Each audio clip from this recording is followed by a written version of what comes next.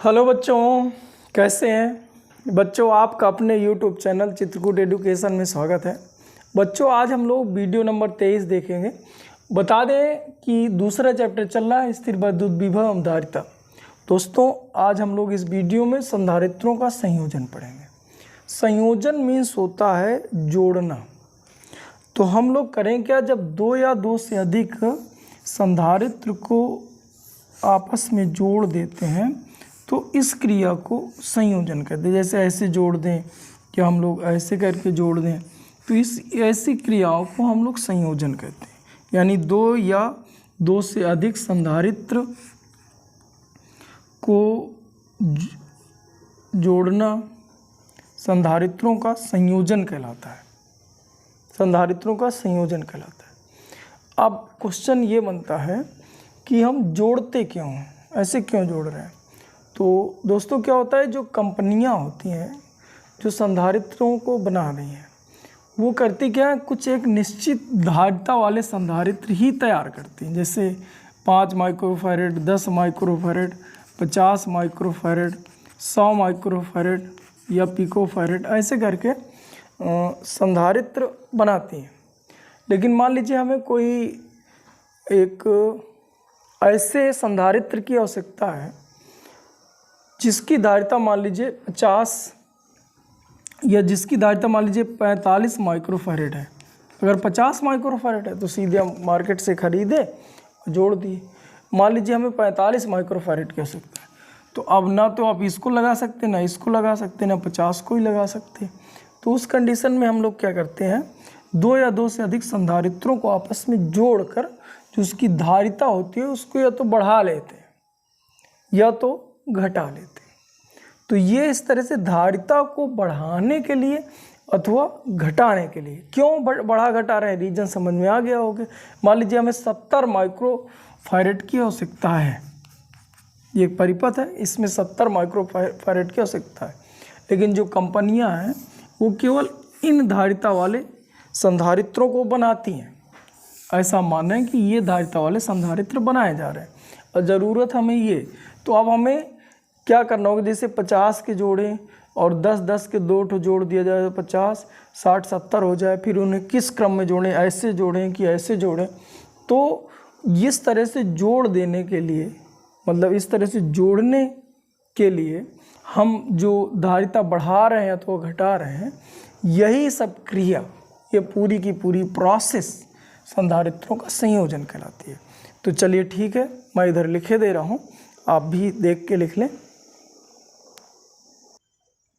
हाँ बच्चों, हमने लिख दिया कि संधारित्र की धारिता को आवश्यकतानुसार बढ़ाने या घटाने के लिए दो या दो से अधिक संधारित्रों को आपस में जोड़ दिया जाता है। इस क्रिया को संधारित्रों का संयोजन कहते हैं। चलिए ठीक है, संधारित्रों का संयोजन समझ में आया, इसकी क्यों आवश्यकता पड़ी ये भी समझ में आया। आगे हम लोग देख रहे हैं कि संधारित्रों का संयोजन कितने प्रकार से किया जाता है। तो हम लोग लिखें संधारित्रों के संयोजन के प्रकार। तो यहाँ संयोजन आपको दिखाया गया है। यहाँ हमने एक संयोजन ये दिखाए, एक संयोजन ये दिखाए हैं। तो इस तरह से जो संयोजन का प्रकार होता है, तो संयोजन दो प्रकार से कर लेते हैं हम लोग। एक होता है जैसे यहाँ पर दिखाया गया है, दो संधारित्रों को जोड़ा गया है, तो इसको हम क्या करते हैं, समांतर क्रम, समांतर क्रम संयोजन। एक दूसरे के समांतर जुड़े हुए हैं, यहाँ पर आप देखिए एक दूसरे के समांतर जुड़े हैं, तो समांतर क्रम संयोजन कहलाता है। जो दूसरा है आपका, इसको हम क्या करते हैं, श्रेणी क्रम संयोजन। यहाँ आपको दिखाया भी गया है क्रम संयोजन, ये एक, इसके बाद ये, इसके बाद ये, तो ये आपका समांतर क्रम संयोजन कहलाता है और ये आपका श्रेणी क्रम संयोजन कहलाता है। तो संयोजन के दो मुख्य प्रकार होते हैं, समांतर क्रम संयोजन और श्रेणी क्रम संयोजन। तो चलिए ठीक है, अब समांतर क्रम संयोजन और श्रेणी क्रम संयोजन देखते हैं। मैं इसको मिटा के आप लोगों को आगे इसके बारे में और डिटेल से बता रहा हूँ। तो चलिए ठीक है। हाँ तो बच्चों, हम पहले देखें श्रेणी क्रम संयोजन। तो दोस्तों, इसमें हम लोग करते क्या है, दो या दो से अधिक संधारित्रों को एक दूसरे संधारित्र की प्लेटों से जोड़ते चले जाते हैं। जैसे मान लीजिए 3 संधारित्र जोड़ना चाह रहे हैं, इनकी धारिता मान लीजिए C1 है, ये धारिता C2 है, ये धारिता C3 है, और इसको हमने श्रेणी क्रम में जोड़ना है। तो हम कुछ ऐसे जोड़ देते हैं। इसमें हम ऐसे बताया करते हैं कि एक ऐसा संयोजन जिसमें पहले संधारित्र की दूसरी प्लेट को दूसरे संधारित्र की पहली प्लेट से, व दूसरे संधारित्र की दूसरी प्लेट को तीसरे संधारित्र की पहली प्लेट से, या हम लोग ऐसे बोल दें, जोड़ देते हैं, या हम लोग ऐसे बोल दें ये प्लस की प्लेट माइनस की, ये प्लस की माइनस की, ये प्लस की माइनस की, या हम लोग ऐसे बोलें कि पहले संधारित्र की दूसरी प्लेट को यानी ऋणात्मक प्लेट को दूसरे संधारित्र के धनात्मक प्लेट से जोड़ते हैं, दूसरे संधारित्र की ऋणात्मक प्लेट को तीसरे संधारित्र की धनात्मक प्लेट से जोड़ते हैं। तो इस संयोजन को हम लोग श्रेणी क्रम संयोजन कहते हैं। या हम लोग ऐसा भी बोल लेते हैं कि एक ऐसा संयोजन जिसमें आवेश सभी संधारित्र की प्लेटों पर समान रूप से वितरित होता है। जितना आवेश यहाँ होगा उतना ही आवेश यहाँ होगा। जैसे यहाँ प्लस क्यू है तो यहाँ माइनस क्यू है, उतना ही आवेश यहाँ है, उतना ही आवेश यहाँ है। मतलब सभी संधारित्रों की प्लेटों के बीच आवेश समान बना रहता है। इस संयोजन को हम लोग श्रेणी क्रम संयोजन कहते हैं। इस संयोजन में धारिता के आधार पर प्लेटों के बीच जो विभवांतर है वो भिन्न भिन्न होता है, जबकि आवेश सभी में सेम होता है। तो चलिए ठीक है, इधर हम लिख लें। तो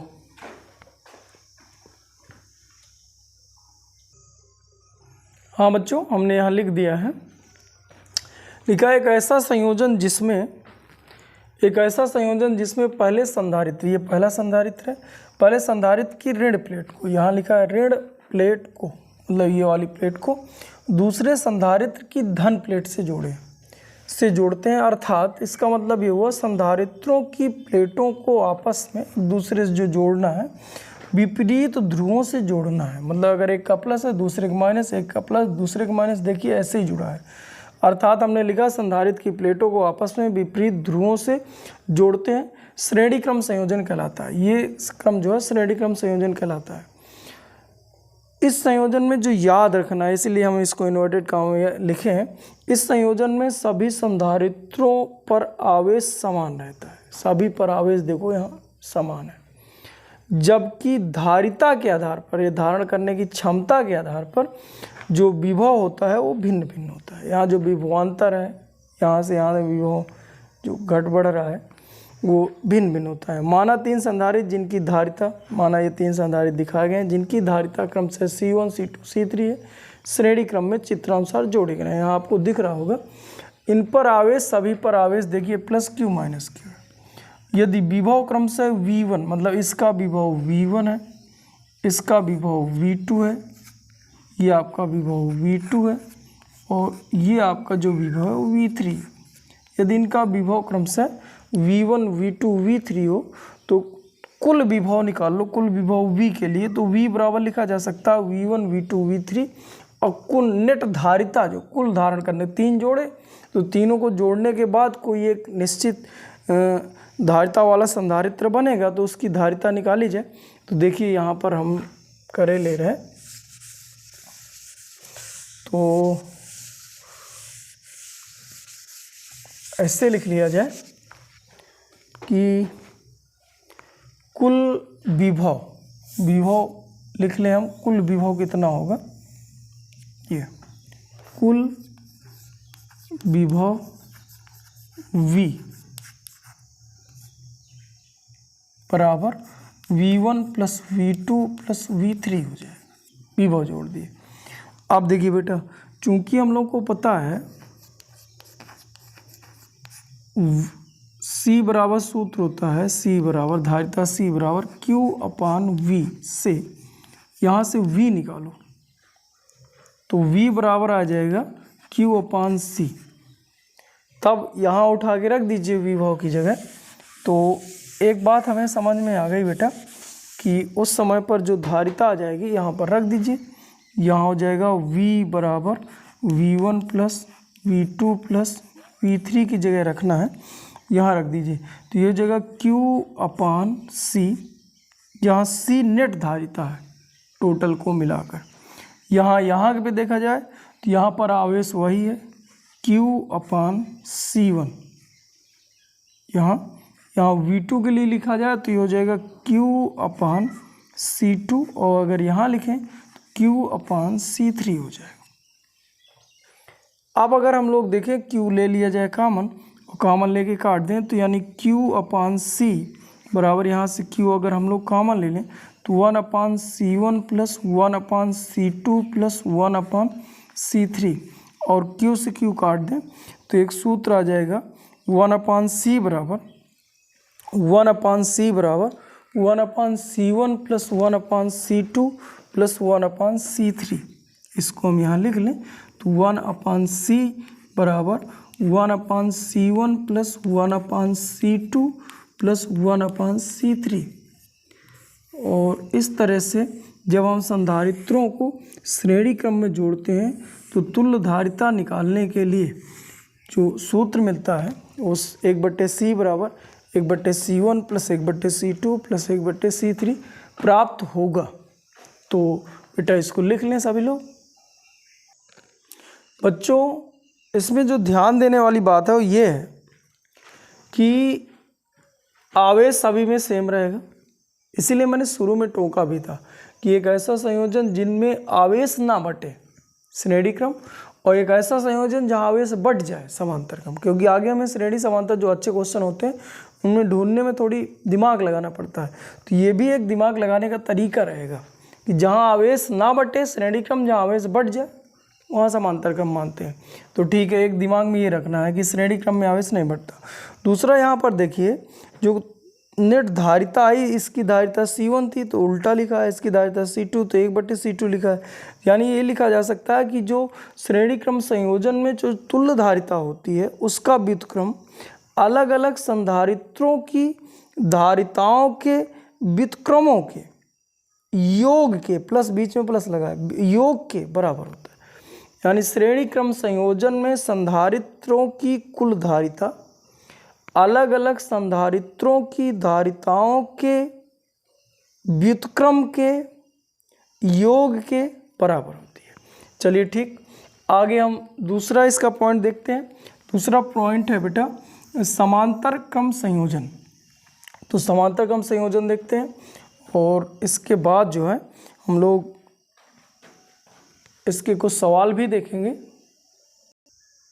बच्चों, मैं इसको मिटा के समांतर क्रम संयोजन को समझा रहा हूँ। हाँ, समांतर क्रम संयोजन इन पैरेलल सीरीज और पैरेलल दो तरह से होते हैं।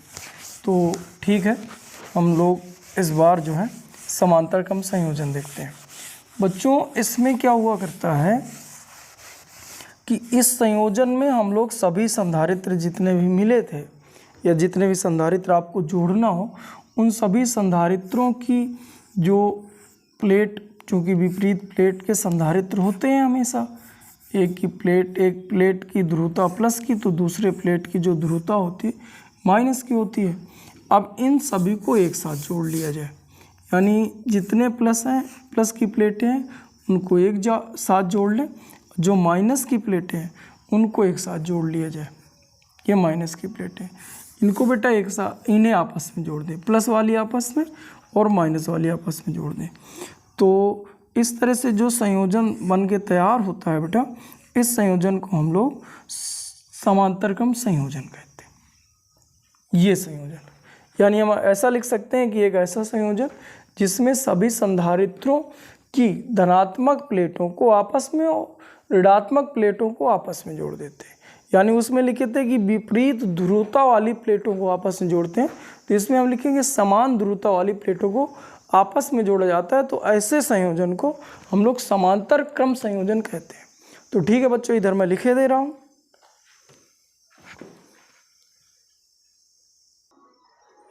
हाँ बच्चों, समांतर क्रम संयोजन हम इसमें देखें कि माना 3 संधारित्र हैं, इनकी धारिता मान लीजिए C1 है, इसकी धारिता C2 है, इसकी धारिता C3 है।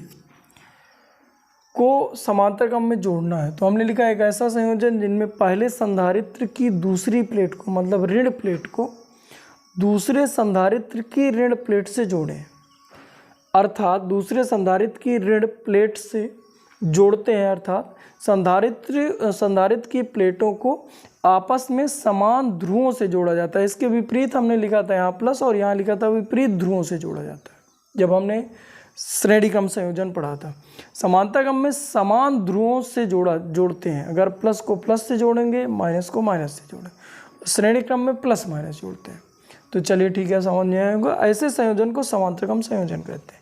इस संयोजन में सभी संधारित्रों पर विभव समान बना रहता है, ध्यान देना है। जबकि आवेश बंट जाता है, सभी संधारित्रों पर विभव समान है, जो कुल विभव V के बराबर है। जबकि आवेश बढ़ जाता है। मान लीजिए यहाँ से Q आवेश है, टोटल है, तो यहाँ पर आवेश अलग होगा, ये Q1 हो जाएगा। कुल मिला के इन्हीं प्लेटों के बीच Q1 हो गया। यहाँ अगर हम लोग मान लें तो इस प्लेट के बीच Q2 आवेश हो जाएगा, तो हमने Q2 आवेश मान लिया। यहाँ पर अलग आवेश हो जाएगा Q3। ये धारिता पर डिपेंड करता है। अगर धारिता तीनों की सेम है तो आवेश भी सेम हो जाता है, लेकिन 3 बराबर भागों में बटेगा। तो यहाँ हमने Q3 और ऐसे करके हमने लिख लिया है। तो वही चीज़ हमने यहाँ लिखा है। इस संयोजन में याद रखने वाली बात है कि इस संयोजन में सभी संधारित्रों की प्लेटों के बीच विभव समान रहता है, प्लेटों के बीच। जबकि धारिता के आधार पर जो आवेश होता है वो भिन्न भिन्न होता है। अब हमने देखा कि 3 संधारित्र श्रेणी समांतर क्रम में जोड़े गए हैं, जिनकी धारिता C1, C2, C3 है, समांतर क्रम में जोड़े गए हैं। यदि इनका विभव V हो, दिख रहा है, इनका विभव V हो और वह आवेश क्रमशः Q1, Q2, Q3 हो, तब आगे हम लोग निगमन करें, कुल आवेश निकाल लो। तब कुल आवेश लिख सकते हैं Q बराबर Q1 plus Q2 plus Q3। अब चूंकि आप लोगों को पता है कि संधारित्र की धारिता का सूत्र क्या होता है, तो धारिता का सूत्र होता है C बराबर Q/V। अब यहाँ से हम लोग Q का मान निकाल लें तो ये पूरा का पूरा उत्तर हमें पता चल जाए। चूँकि हम लोग लिखें, चूँकि C बराबर सूत्र हमें पता है Q/V से, अब वहाँ पर V निकाले थे, चूँकि वहाँ पर विभव जुड़ा था, यहाँ पर आवेश बट रहा है तो आवेश जुड़ रहा है, तो यहाँ पर हम लोग निकाले तो Q बराबर हो जाएगा C × V। तब यहाँ वैल्यू उठा के रख लो, Q बराबर Q1 plus Q2 plus Q3। इस पर आवेश उठा के रख लो बेटा। तो Q बराबर लिख लो C × V, यहाँ लिख लो C1 × V, या इसका भी विभव V हो, विभव सभी में सेम होता है।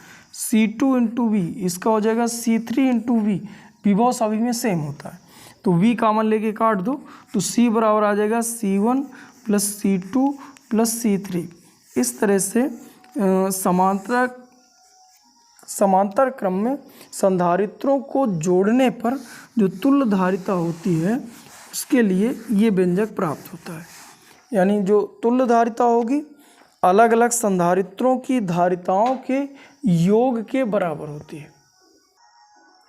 हाँ बच्चों, इस प्रकार संधारित्र की धारिता जो होगी समांतर क्रम में C बराबर C1 plus C2 plus C3 होगी। यानी समांतर क्रम में जोड़ने पर जो तुल्य धारिता होती है अलग अलग संधारित्रों की धारिताओं के योग के बराबर होती है। तो चलिए ठीक है दोस्तों, हमें समझ में आ गया कि धारिता श्रेणी के लिए अलग, समांतर के लिए अलग होती है। समांतर क्रम में तब जोड़ते हैं जब तुल्य धारिता को बढ़ाना हो, और श्रेणी क्रम में तब जोड़ा जाता है जब तुल्य धारिता को घटाना हो। जैसे हमारे पास 20-20 कैपेसिटर के 20-20 माइक्रोफैरेड के मान लीजिए 2 या 2 से अधिक कैपेसिटर हैं, और हमें मान लीजिए 10 माइक्रोफैरेड की आवश्यकता है, तो हम लोग क्या करेंगे कि इनको श्रेणी क्रम में जोड़ देंगे तो इसकी धारिता घट जाएगी। यानी श्रेणी क्रम में जोड़ने का मतलब धारिता घटाना है। अगर इन्हीं को समांतर क्रम में जोड़ते हैं तो सीधे 40 माइक्रोफैरेड धारिता आ जाती है। तो जब धारिता को बढ़ाना होता है तो समांतर क्रम में जोड़ा जाता है और जब घटाना होता है तो अभी हमने देखा था श्रेणी क्रम संयोजन, तो श्रेणी क्रम में जोड़ने पर जो धारिता होती है वो घट जाती है, इसमें जो धारिता होती है बढ़ जाती है। एक बात समझ में आई। चलिए ठीक, दूसरी बात देखते हैं। इसके लिए जो सूत्र है C बराबर आया था, C बराबर सूत्र आया था 1/C बराबर 1/C1 plus 1/C2 plus dash dash dash जितने भी हैं। इसके लिए आया था C बराबर C1 plus C2 plus dash dash जितने भी हैं। इसमें हमने देखा था कि आवेश कांस्टेंट रहता है, कांस्टेंट रहता है, जबकि V भिन्न भिन्न रहेगा, मतलब बटेगा। यहाँ पर विभव बटा था, यहाँ पर हम लोगों ने देखा था कि V कांस्टेंट था, ये नहीं बटा था, जबकि यहाँ आवेश बटा था, यानी भिन्न भिन्न था सभी संधारित्रों की प्लेटों के बीच। अब देखिए और चीज़ें देखा जाए तो यहाँ पर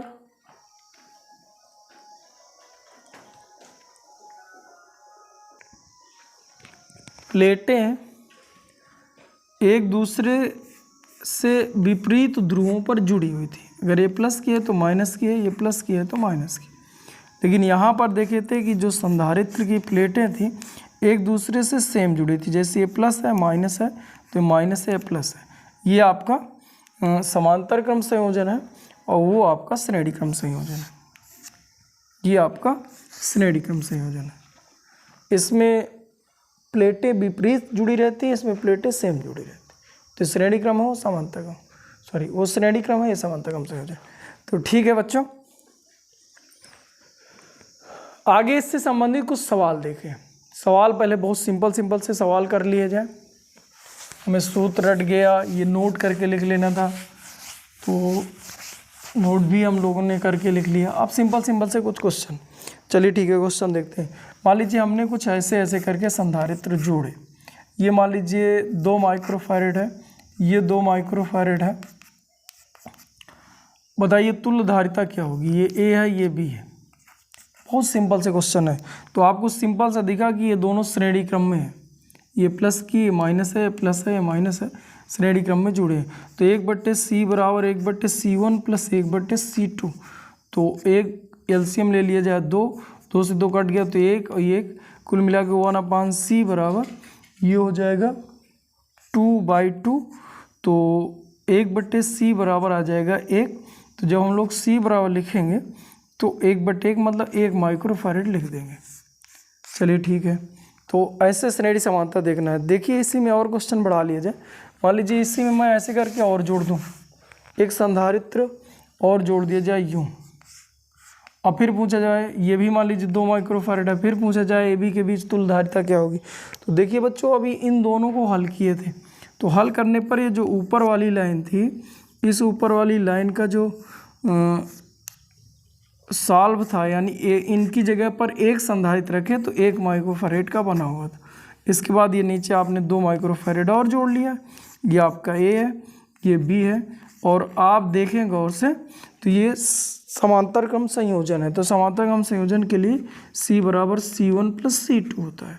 तो हम सीधे 1 + 2 बराबर 3 माइक्रोफैरेड उत्तर बता सकते हैं। चलिए बच्चों और देखा जाए। मान लीजिए हमने क्या करा, इसमें आगे और क्वेश्चन बढ़ा रहा है बेटा। मान लीजिए हमने ये आपका A है और यहाँ पर हमने 2 संधारित्र और यूँ जोड़ दिए, 3 माइक्रोफैरेड है, ये भी 3 माइक्रोफैरेड है, और यहाँ पर हमने B जोड़ा, B और A और B के बीच तुल्य धारिता पूछ रहा है। तो फिर से इनको हल कर लेना है। बहुत सिंपल से क्वेश्चन होते हैं, बेसिक क्वेश्चन होते हैं, इतने टफ नहीं होते हैं, लेकिन टफ क्वेश्चन इसके बनते हैं। तो आगे कुछ मैथड पढ़ाई जाएगी उनको भी हल करने के लिए। तो देखिए बेटा, इसको हल करें तो इसको जोड़ा जाए तो पहले इन दोनों को श्रेणी में जोड़ लिया जाए। तो श्रेणी में जोड़ते तो 1/2 प्लस 1/2 बराबर 1/C। तो कुल मिला के आधा आधा बराबर 1/1 बनता, और C बराबर 1 आ गया होता। अब जब अगर ये 1 आ गया तो अब इन दोनों को जोड़ के इनकी जगह पर 1 माइक्रोफैरेड की धारिता वाला एक संधारित्र लगाए। इस साथ में ऐसे 2 माइक्रोफैरेड वाला संधारित्र एक लगा हुआ था, इनके साथ ये 3 था, ये 3 था, 3 3। अब चित्र आपका कुछ इतना रह गया, ये ए है, ये बी है। इस वाले चित्र में, इस वाले चित्र में और इस वाले चित्र में कोई अंतर नहीं है। अब देखो बेटा, यहाँ चित्र बनाए ले रहे हैं, यहाँ देखो। अब इन दोनों को हम लोग जोड़ लें समांतर में, तो समांतर का सूत्र हुआ करता है C1 + C2। इन दोनों को जोड़ लिया जाए तो 2 और 1 3 हो जाएगा। तो अब चित्र कुछ ऐसे बन जाएगा, ये दोनों जुड़ के एक हो गए, तो एक हो गया 3 माइक्रोफैरेड का, यहाँ पर भी 3 माइक्रोफैरेड का, यहाँ पर भी 3 माइक्रोफैरेड का। ये अपना ए है, ये बी है। अब इन दोनों को जोड़ के, तीनों को जोड़ के फिर एक कर लो, ये श्रेणी क्रम में है तीनों। तो 1/C बराबर 1/3 + 1/3 + 1/3, तो हो जाएगा 3/3। तो 1/C बराबर 1, तो C बराबर 1 माइक्रोफैरेड उत्तर आ जाता है।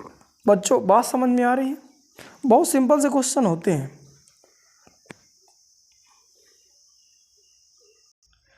देखिए बच्चों, और कुछ क्वेश्चन देख रहे हैं। हाँ बच्चों, यहाँ एक है 3 माइक्रोफैरेड, 3 3 3 3 3 माइक्रोफैरेड, यहाँ 2 माइक्रोफैरेड दिया हुआ है, 2 माइक्रोफैरेड 2 माइक्रोफैरेड। ऐसे ही दूसरा क्वेश्चन ये है। इन क्वेश्चनों को यदि हम लोग हल करें, ए बी के बीच तुल्यधारिता ज्ञात करना है। तो चलिए ठीक है, ये ए है और ये बी है। अब जैसे ये वाला क्वेश्चन हम लोग हल कर रहे हैं बेटा, देखिएगा छोटे छोटे स्टेप में क्वेश्चन हल होते चले जाते। अब जैसे यहाँ से गए, फिर यहाँ से गए, फिर यहाँ से देखिए, तो इस वाली लाइन में ये वाली लाइन यहाँ से लेके यहाँ तक, ये तीनों एक के बाद एक के बाद एक जुड़े हैं।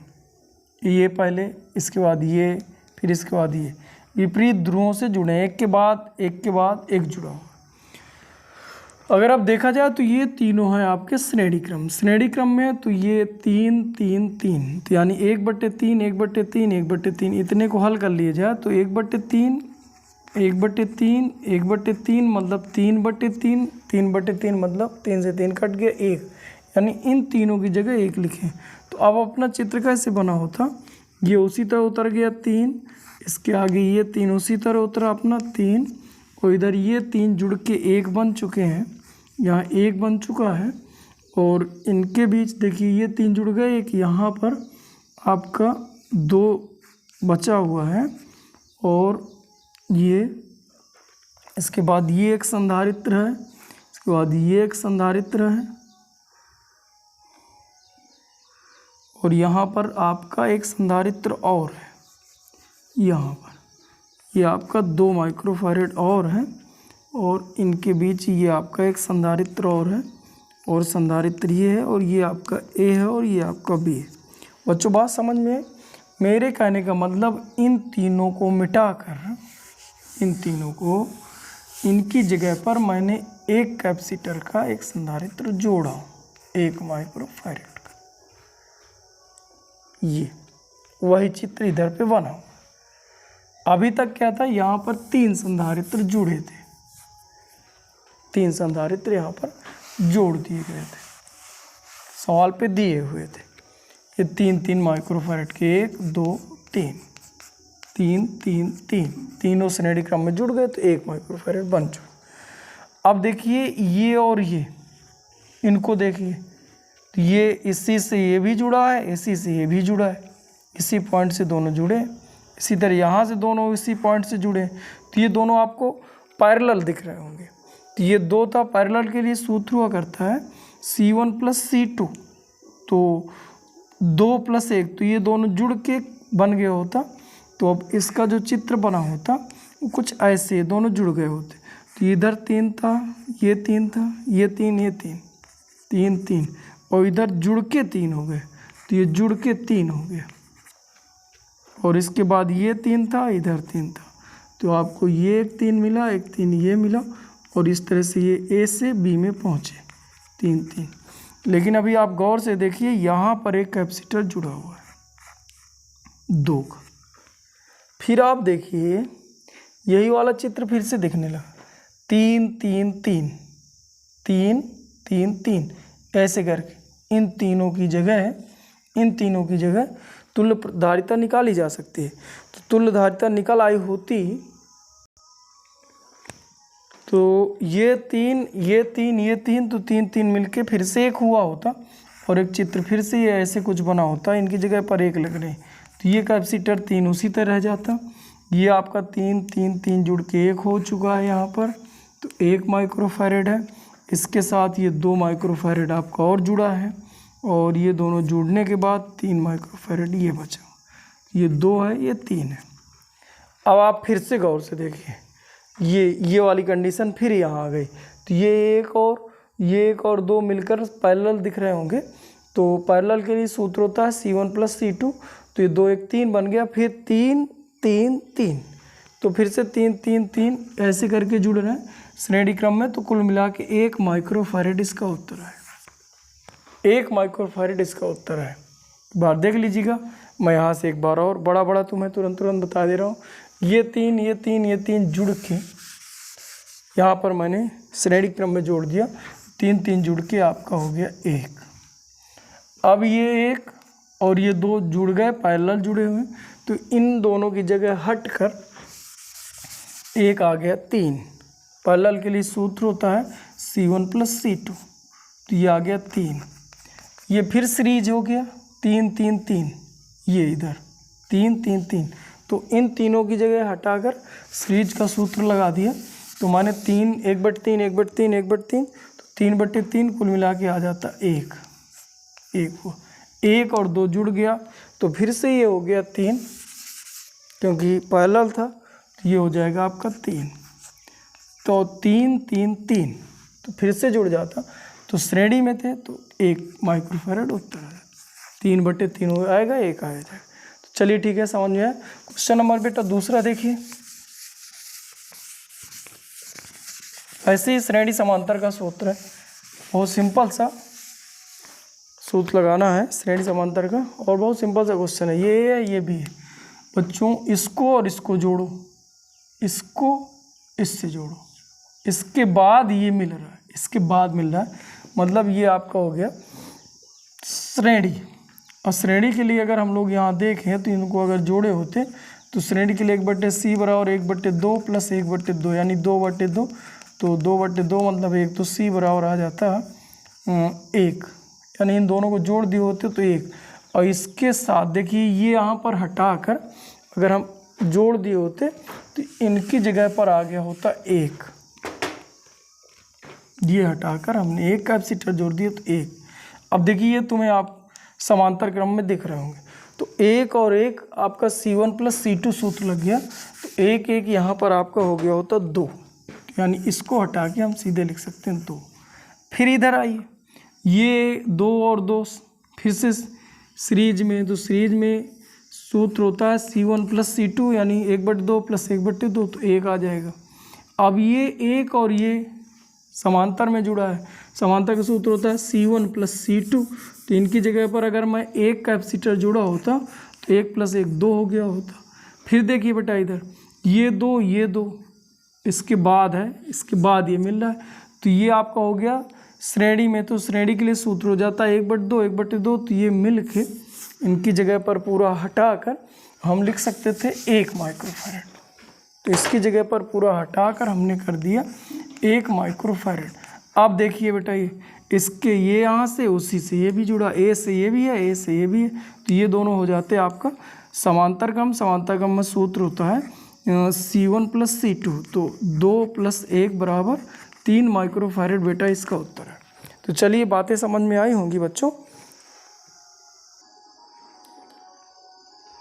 हाँ बच्चों, इसका उत्तर आ गया 3 माइक्रोफैरेड। एक क्वेश्चन आपको और दिया गया है, देखिए बेटा ये आपका A है और ये आपका B है। यहाँ से 1 माइक्रोफैरेड है, 6 माइक्रो है, 12 है, 4 है, 2 माइक्रोफैरेड, 2 माइक्रोफैरेड, 8 माइक्रोफैरेड। A और B के बीच तुल्य धारिता ज्ञात करना है, यानी CAB बराबर क्वेश्चन मार्क, और ये आप हल करके हमें कमेंट्स में बताएंगे। तो इसका उत्तर आप कमेंट्स करेंगे, फिर हम बताएंगे कि सही आपने करा गलत करा।